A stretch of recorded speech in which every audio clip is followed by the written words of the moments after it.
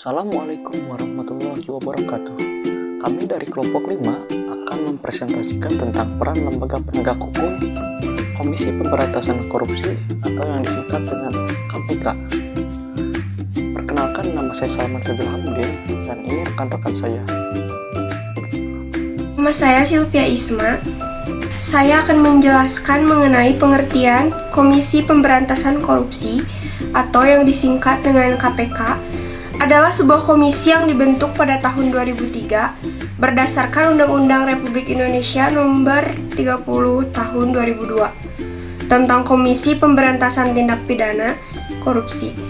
Tujuan dibentuknya KPK adalah untuk mengatasi, menanggulangi, dan memberantas korupsi. Halo, nama saya Salma Samila. Tugasnya 1. Koordinasi dengan instansi yang berwenang melakukan pemberantasan tindakan pidana korupsi. Yang kedua, supervisi terhadap instansi yang berwenang melakukan pemberantasan tindak pidana korupsi. Yang ketiga, melakukan penyelidikan, penyidikan, dan penuntutan terhadap tindakan pidana korupsi. Yang keempat, melakukan tindakan-tindakan pencegahan tindak pidana korupsi. Yang kelima, melakukan monitor terhadap penyelenggaraan pemerintah negara. Perkenalkan, nama saya Salwa Nabila. Wewenang mengkoordinasikan penyelidikan, penyidikan, dan penuntutan tindak pidana korupsi.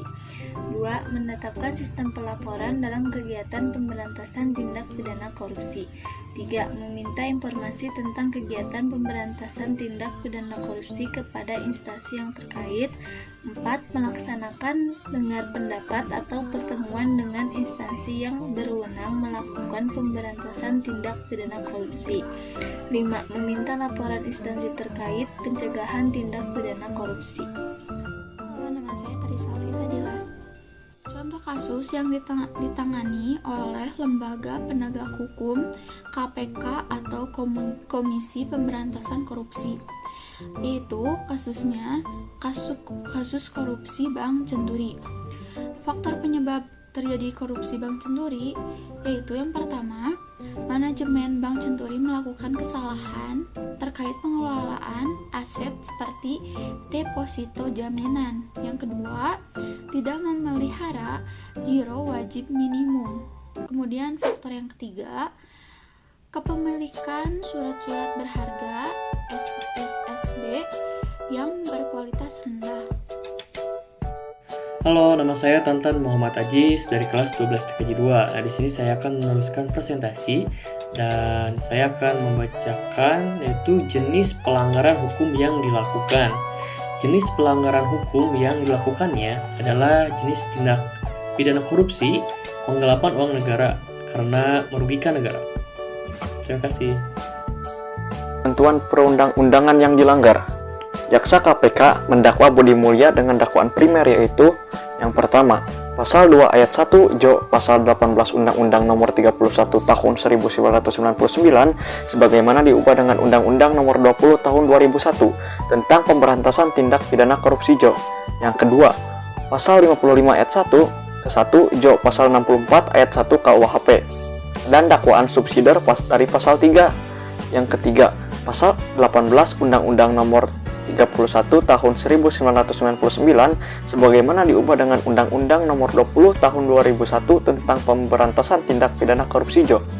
Yang keempat, Pasal 55 Ayat 1 ke 1 Jo Pasal 64 Ayat 1 KUHP. Ada pula sanksi yang diterima oleh pelaku, yaitu pelaku divonis 10 tahun penjara dan denda Rp 500 juta, subsidiar 5 bulan penjara oleh hakim pengadilan tipikor dalam kasus korupsi pemberian FPJP dan penetapan Bank Centuri sebagai bank gagal berdampak sistematik. Halo, perkenalkan, nama saya Tiara dari 12 TKJ 2. Solusi untuk mencegah kasus tersebut.